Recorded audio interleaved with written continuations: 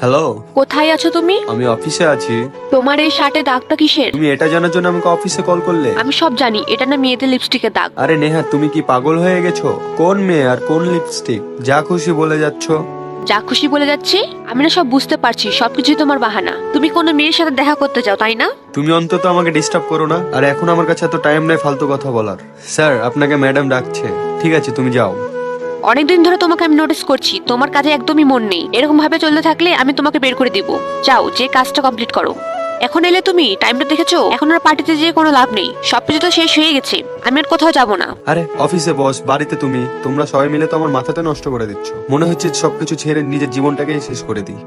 পরিবারের মানে হলো একে অপরের সাথে থাকা, একে অপরকে সাপোর্ট করা, একে অপরের সুখ দুঃখ ভাগ করে নেওয়া। আমি তোমার কাছে হাত জোর করে বলছি, বাড়ির পরিবেশটা এমন রাখো যাতে আমার বাড়িতে আসতে মন চায়।